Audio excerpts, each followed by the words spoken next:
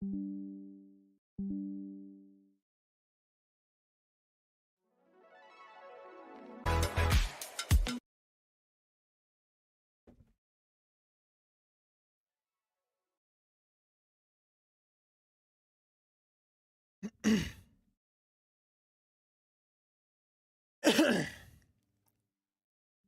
1 2, testing 1 2. Testing. Okay.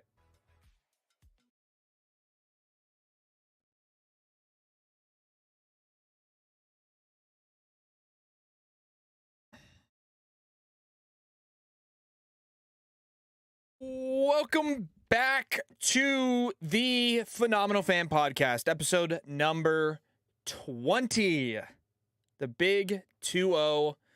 We have made it to 20 episodes, and we have a great episode dialed up for you guys. The Final Four was this past weekend. It was electric. The Masters are starting tomorrow. Major League Baseball is starting tomorrow. We'll talk about why it seems to be that the best players in the world get injured all the time. And we'll hit you with a little would you rather at the end. So we appreciate you guys tuning into the episode. Stick around to the end for the would you rather, and let's just jump straight into the action.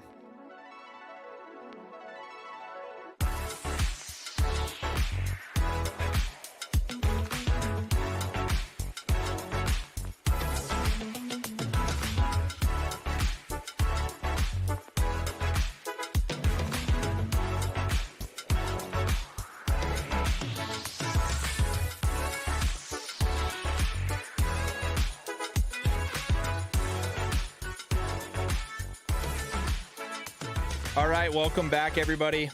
Phenomenal Fan Podcast. 20th episode. It's special. It holds a lot of weight, but hopefully we get another 20,000 episodes because, we love doing this, man. We love this podcast. It's going to be just me today for the Phenomenal Fan, and we have a lot to cover. As mentioned early on, a lot of stuff happened this past weekend. A lot of stuff happening this upcoming weekend. And we finally made it through that lull in the sporting calendar that everybody looks forward to. They don't look forward to it. Everybody sees it on the calendar and is dreading it, right? That end of March Madness, after football, football, that lull between football and college basketball, like March Madness, is always tough. But it's not the end of the world because, I don't know, I feel like the Super Bowl, there's such a huge build up to it. You finally get to it, and then it takes people like a week or two to decompress from that. And then once you get done with that, you have to wait a little bit to March Madness, but not really, because then there's the conference tournaments. I don't know. There's usually like a week between, at least for me, there's a week between the Super Bowl decompress and when the conference tournaments for college basketball start, where it's a week span of like, man, this is so boring. There's nothing going on. And the same can be said for the past week we just experienced, where you had that break between the second round of March Madness and baseball was supposed to be starting. It's usually, at least for me as a baseball person, it's usually like after that first really exciting weekend of college basketball, or maybe even that second exciting weekend of March Madness, where it's like before Major League Baseball starts.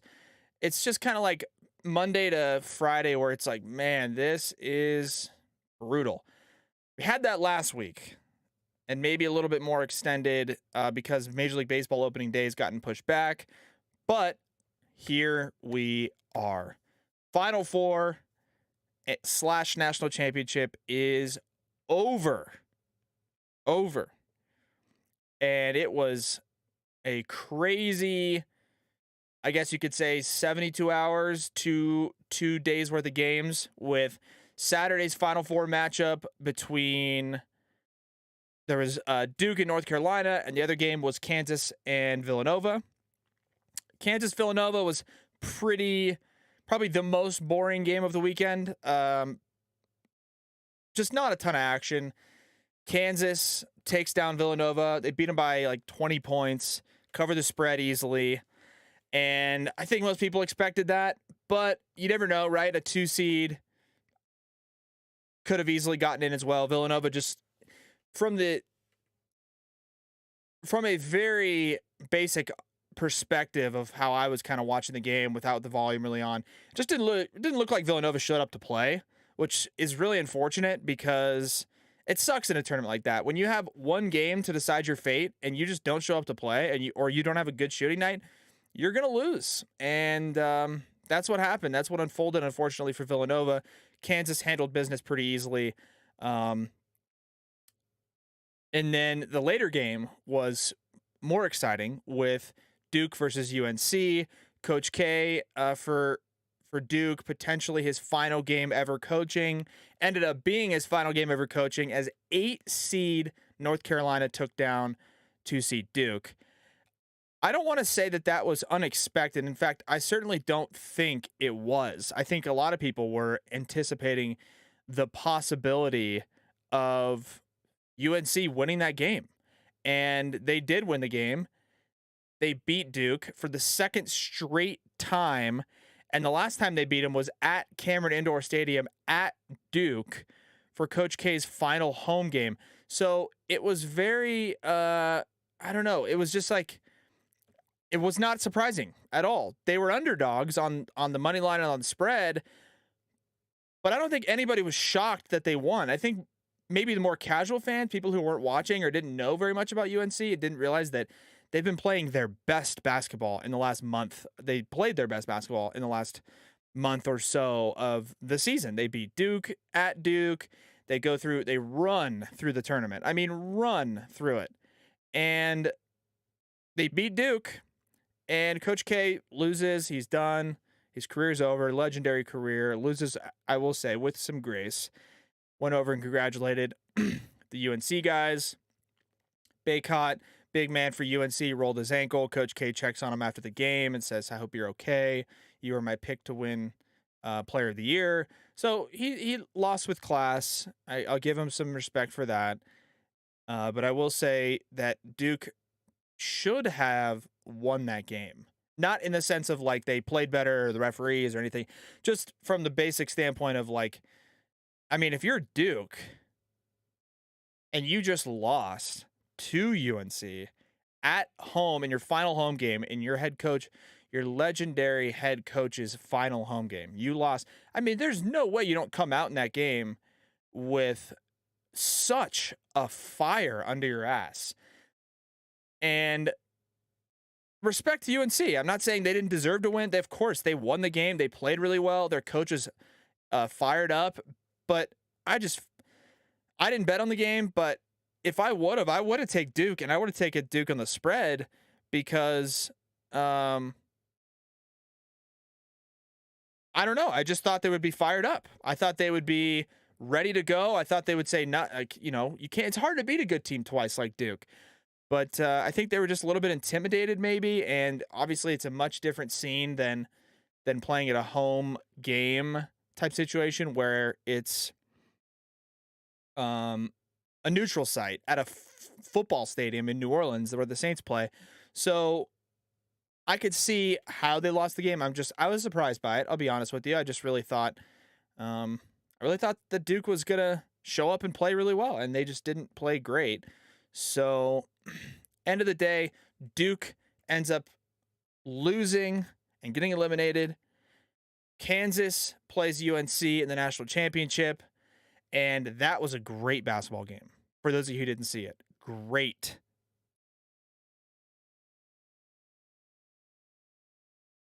UNC was an 8 seed, by the way. They were obviously seeded wrong, but not in the sense of, they didn't play well for a lot of the year. And they didn't actually finish with a great record. So giving them the 8 seed is not like the worst job ever by the committee, but having watching them play, clearly their capabilities were much higher than an 8 seed. Much, much higher than an 8 seed. So they play Kansas, a 1 seed Kansas team against an 8 seed UNC. And UNC shows up to play again, man. They showed up to fucking play. They're moving the ball. They're hitting shots. They're not committing a ton of fouls. They're turning the ball over like crazy, putting tons of pressure on Kansas. UNC fans show out at the game. It sounds like it's really loud in favor of the Tar Heels. They are up by 15 points at half. At half against a team like Kansas. It's unbelievable. How? Everyone's sitting there like, man, these guys are just the team of destiny. That's just what they are. They're the fucking team of destiny. And Kansas came back. I don't know what Coach Bill Self talked to these guys about at half, in the locker room. But they came out with fucking piss and vinegar in their mouth. I mean, they were fired up. They come out, they go on like a 8 or 9-0 run. Obviously, that closes the gap, makes the game look like it's a lot more manageable for Kansas. And it was manageable. And they went through, they were making a lot of the shots that they were missing in the first half, vice versa with UNC, missing a lot of the shots that they were making in the first half. And it comes down to the end of the game. Kansas is up by 3 and then 5 and then down back to 2 and then up by 3. And inevitably it comes down to UNC has the ball with 4 seconds left. Inbound play, UNC, I was surprised the way they drew it up. But if it's me, if I'm coaching, which obviously I'm not, I'm sitting on the couch, I don't know anything about anything. But if I did, and if I knew enough about it, or if I was coaching in that situation, I would have drawn up the perfect play to get my 3-point guy open. And as a backup plan, if it wasn't getting the 3-point guy open, I would have gotten the second best 3-point shooting guy open. But in the case of what happened, they inbounded it. Great defensive pressure by Kansas. They throw up a shot, a 3-pointer, pretty much at the buzzer. Misses pretty bad. And Kansas is the national champions of college basketball. Good for them. I think Kansas was kind of a team throughout the tournament, if I'm being honest, that kind of flew under the radar. As far as I know, they were a 1 seed, but I think if anybody were to have picked one of the 1 seeds to win between Gonzaga, Arizona, Baylor, and Kansas, I don't know exactly where each of those 4 1 seeds were officially finally ranked, right? Because we know that Gonzaga was the top. I think Arizona was 2 and Baylor was 3. I could be completely wrong on that. But nevertheless, I don't think Kansas was at the very top as the winner for a ton of people, right? Because it's like you either got to pick the big dog number 1 seed that dominates everybody, like Gonzaga, or you got to pick a 2 seed or a 3 seed or, a team that's not a 1 seed. And I think a lot of people had Kansas winning their first game in the bracket, probably winning the second game, probably even winning the third game, but like losing in the Elite Eight, definitely losing in the Final Four, losing in the national champ. Like, I think it was just a little bit surprising, but I don't think anybody was surprised that Kansas played well. They were a great basketball team. I just think, I don't know. I think, and then once the Kansas beat Villanova, people were like, well, UNC's a tough matchup. And then UNC's up by 15.5. It's like, well, fucking A. Like, Kansas was, good, but UNC is better. Like, clearly Kansas wasn't a great 1 seed. And then the roles completely reversed. Kansas outscores UNC by 18 in the second half, wins by 3. They're natty champs. So good for them. Exciting game, right? When you're teams down by 15.5, they come all the way back to tie it, take the lead and win. That is super fucking exciting. So I really enjoyed that game. Feel bad for UNC because A, they blew the lead. B, I mentioned their big man Baycott. He's a forward/center, one of the most dominant big men in college basketball.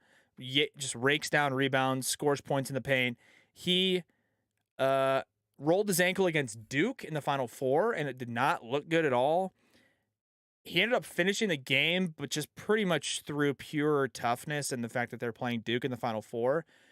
But people were very concerned about his effectiveness in the game against Kansas. And he showed up, he started. You could sort of tell he had kind of a limp going, but he was still very effective. I think he had double-digit rebounds. I think he had, 10, 15 points. And then sure as shit, with like 4 minutes left in the game, Baycott gets a bounce pass in the paint, and kind of puts on a spin move, turns and plants with the right foot that he had rolled on Saturday, and fucking rolled it again, man. Rolled it again, which is not like unexpected. It's like, honestly, it's like if you roll it, there's a good likelihood you'll roll it again, like a shoulder or anything else. So Baycott rolls it. UNC's kind of like, man, what do we do? And then they have, yeah, it kind of just took the wind out of their sails, I think, especially towards the end.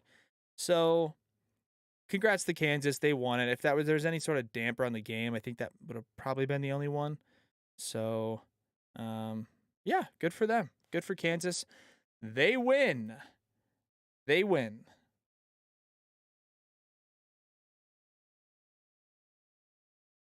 On the topic of winning, the most winningest.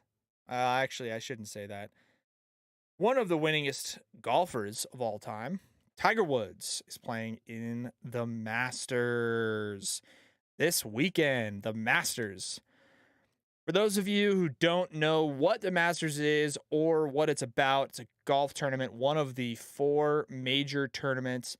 And when I say major, I don't mean like, oh, it's a major, like it's a big deal. No, like it's in golf, there are 4 tournaments that are considered to be major tournaments, and when it's major is just means it holds a little bit more weight.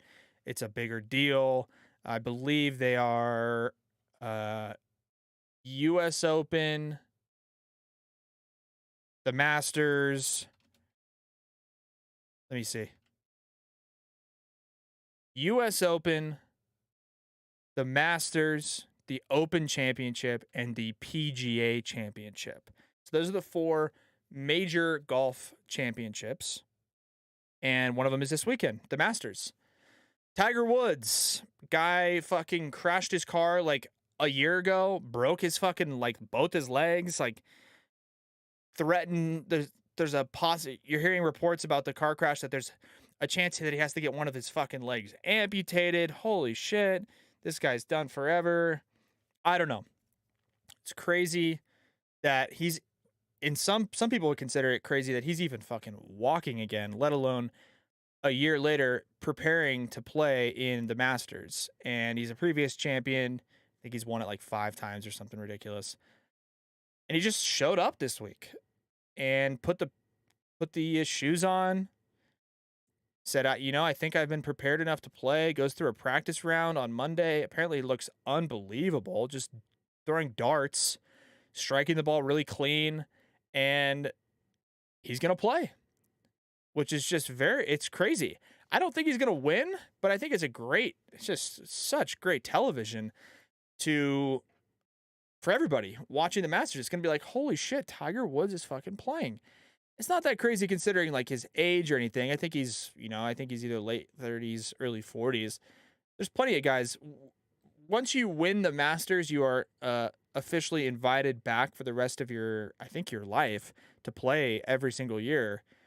So you got guys like Fred Couples and these other guys that are like in their 50s and almost 60s that are playing in the tournament. And again, they never end up competing, towards the top, but they always go out and play 2 rounds, Friday, Saturday, or Thursday, Friday.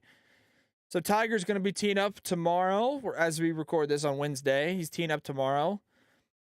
The Masters it's just such a fun tournament to watch, man. And I think it's the hype for the Masters is so much bigger because there's a lot of like rules at the Augusta National Golf Club in Georgia where they hold this tournament.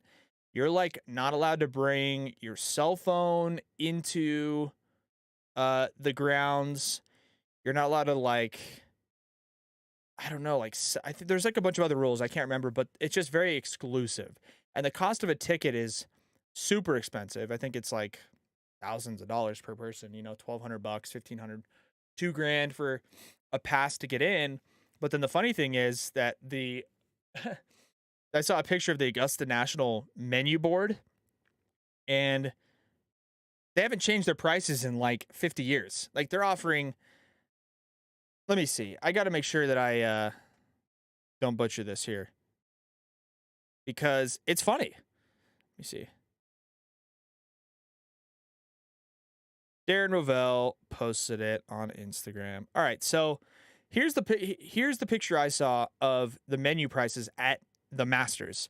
If you want an egg salad sandwich, $1.50. Barbecue sandwich, $3. Chicken classic, $3. You get there early enough for breakfast before 10 a.m., you can get a coffee for $2, a breakfast sandwich for $3, and a cup of mixed fruit for $2. And then $2 for soft drinks, $2 for water, $5 for a beer, $6 for wine. Towards the bottom here, $1.50 for peanuts, $1.50 for cookies, $1.50 for popcorn. I mean, I don't know what the impetus is. I don't know what the reasoning is for them keeping the prices so low. But it's great. Especially when you're charging that much for admission. Right? 1,200 bucks, 1,500 bucks for a ticket to get in. Fucking A, you better keep the food prices low. And if I was going, I mean, it's a bucket list item for me to eventually go one day to the Masters in Augusta. If I go, it's like I'm not gonna. I don't know the rules for bringing food in or not. Maybe you're not allowed to bring in food, so maybe that's another reason too to not bring food. But my main reason for not bringing food is like, dude, I just could buy food there. I already spent 1,200 bucks on the ticket. What's an extra 10 bucks to fucking fill my ass up? Like, geez, man. Good for them. I've also heard the other thing that's like exclusive about the Masters tournament.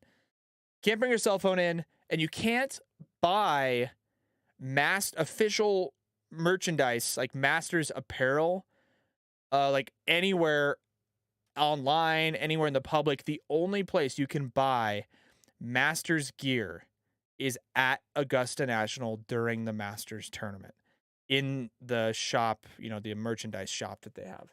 That's the only place. You can buy knockoff stuff, I'm sure, somewhere online, but the only place you can buy officially licensed Masters merchandise is at the store on the course. So, it's exclusive, but at the same time, it's great. It's great to watch. I'm super excited for it. I don't know if I have any picks for you guys, or any value or anything that you guys wouldn't know already. Obviously, I hope Tiger does well. I hope he competes. I hope he makes the cut. I doubt he will. Because before his car accident last year, he was still in the tournaments he was participating in. He was struggling to make the cut. So, I don't know. It's going to be fun to watch. Either way, the Masters is always fun. Starts tomorrow, Thursday. And it's a big day in sports because not only the Masters obviously starting, but it's only a 4-day tournament, but Major League Baseball is starting. It's underway. Finally, we are finally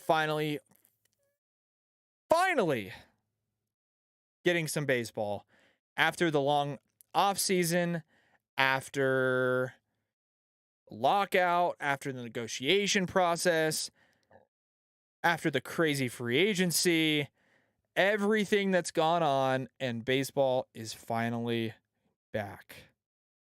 Finally. Few storylines maybe to look after. Um, I don't know about any in particular. Guys that we hope to see back and contributing and participating. Ronald Acuna Jr. is coming back off of a ACL injury at some point in the season. I don't think he's 100% for opening day. Same team, Mike Soroka, young pitcher who has Cy Young capabilities, is going to be back at some point this season. Mike Trout missed a ton of time last year, but everybody kind of knows who he is as a player, which is a monster. Can Shohei Ohtani repeat what he did last year, or will people pitch him a little bit tougher? Will he be able to contribute as a pitcher as much? There's a lot of storylines that are pretty interesting to see, interesting to follow, interesting to look forward to. But the bottom line is baseball is back. The negative side for baseball right now is that they mentioning Ronald Acuna, superstar player. The negative for baseball is that they are going to be without a handful of their top level superstar marketable players at the start of the season. Jacob deGrom, Mets superstar pitcher, announced that he's got some shoulder scap stress reaction going on. Max Scherzer recently signed to the Mets, expected to compensate for the fact that if deGrom is hurt, Scherzer could be fine. Scherzer's got some lingering stuff going on. Chris Sale, when he's healthy for the Boston Red Sox, this guy is dominant. And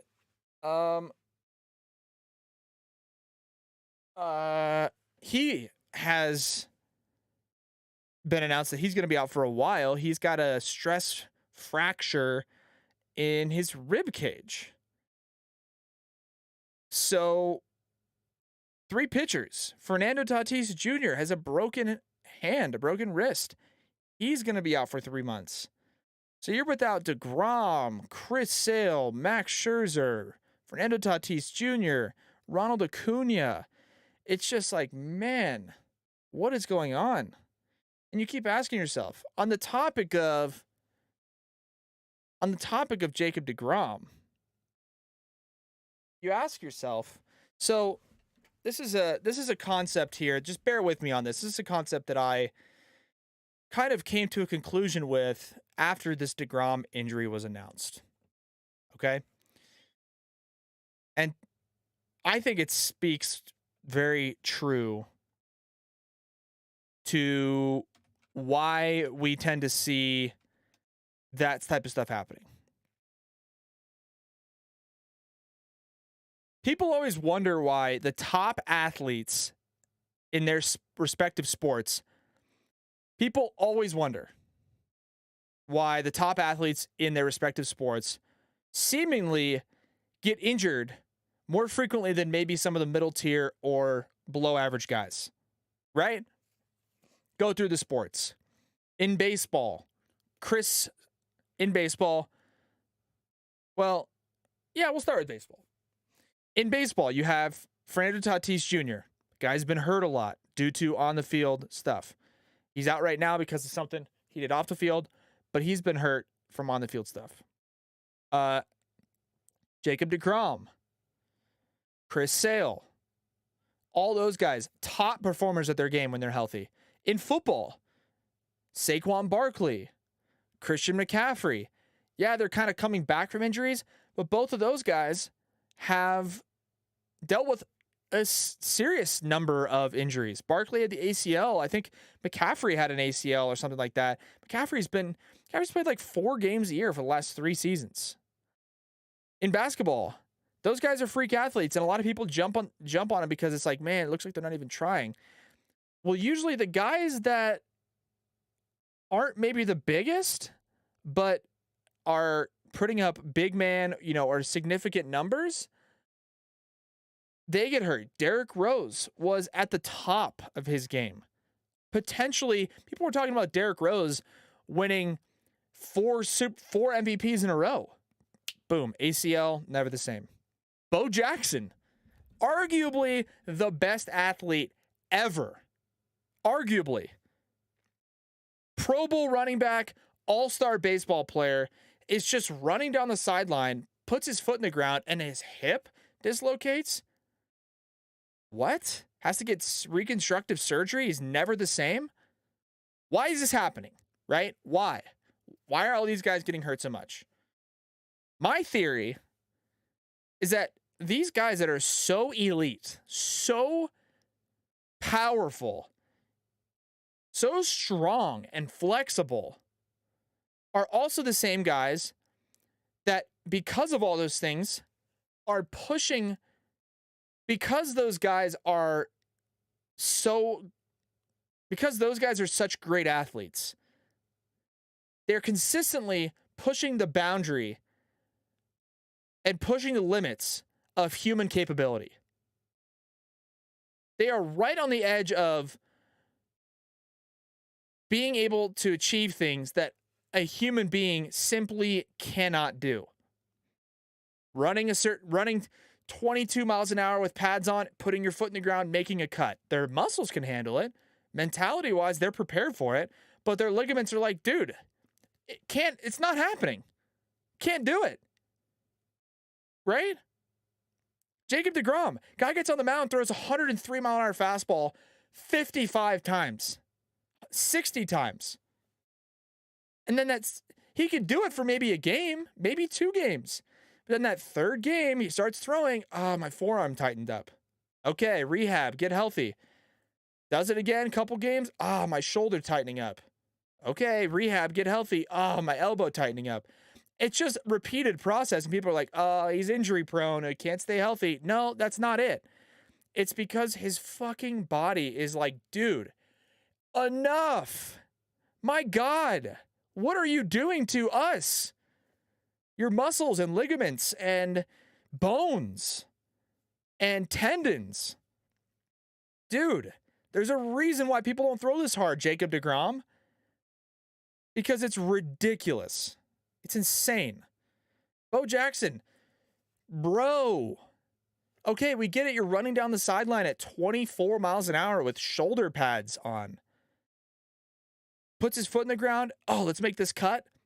Boop. Hip. Pop. Goes like this. This is what it sounds like. Pops right out of the socket. Because his muscles and his body are like, dude, too much force, dude. Can't handle it. So for people who are saying maybe these guys are injury prone or, this and that, it's like Bo Jackson, everyone agrees his career was kind of cut short with football. And people don't, oh yeah, he got injured. But why? How? He was just running. How come D Rose was never the same again? How come Christian McCaffrey can't seem to stay healthy? Jacob deGrom can't seem to stay healthy? Because these dudes are pushing the fucking boundaries of human capability consistently and repeatedly. And because of that, they're going to get hurt. Fernando Tatis Jr.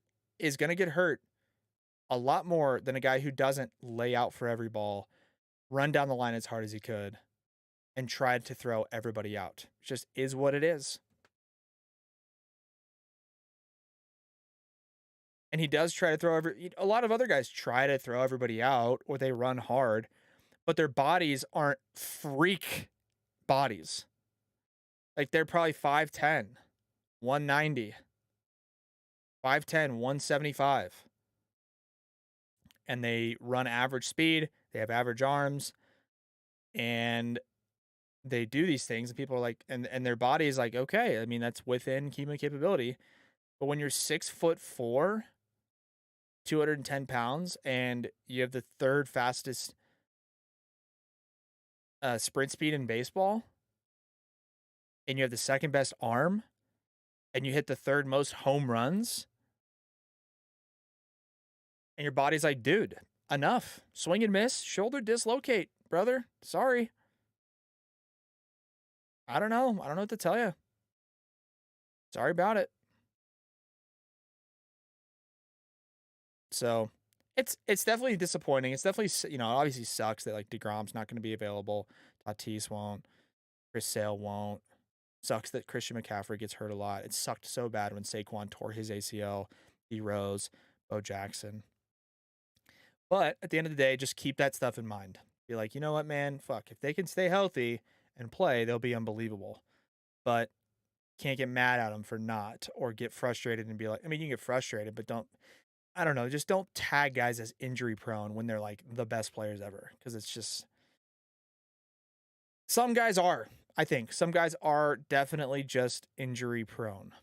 But I think other guys are just such incredible athletes that it's not their fault. It's just the nature of being a freak athlete.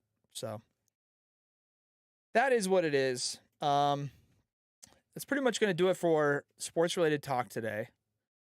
But we did want to leave you with a would you rather, as we always do. So, on the topic of the Masters and golf, with golf season sort of ramping up, would you rather make a hole in one on the 16th hole at the Masters, or would you rather make a hole in one at the 16th hole at the Waste Management Open? Two different types of holes in ones right there. You get a hole in one at the 16th at the Masters. It's legendary status. It's a different type of crowd. People are going to go crazy for you, but it's more of a prestigious honor. As opposed to a hole in one at 16th at the Waste Management can happen to anybody. It has happened to anybody. But if you hammer that hole in one, my God, is it going to be a shit show in that stadium. Wow. Would that be fun? I don't really know which one I would choose. I think I would go Waste Management because I just know that if it was at the Masters, it's not like that's going to be the shot or the hole out that's going to like win me that tournament.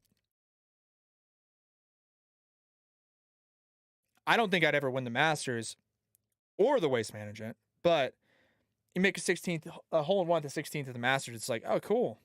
Like, nice, man. Fucking sweet. Good job. Nice shot. Whereas at the Waste Management, it's like, holy shit, throw your beers. Everyone fucking jump up and down and punch each other. Like, that's funny, dude. That shit's funny. So, yeah, it is what it is. I think I would take the 16th of the Waste Management, but, let me know what you guys think. And otherwise, thanks for tuning in, guys. Kept you around for about 40 minutes here. Appreciate you guys tuning in if you have made it this far. Be sure to check us out on social media. Be sure to check us out on the old TikTok. We just started a Patreon. So if you guys want to go on and subscribe monthly, there's the 3 different tiers, and they kind of give you access to different contributions to us. We would greatly appreciate it. The link is on our website, phenomenalfan.com. It's got the link to obviously all of our socials as well, but it's got the link to our Patreon. So if you check that out, you can subscribe to our, get exclusive content, get discounts on our merchandise. You can get, exclusive access to being able to talk about and vote on or suggest topics that we talk about on this show. So if you guys are interested, go check it out. And otherwise, we appreciate you guys tuning in. We'll catch you guys on episode number 21. Peace out.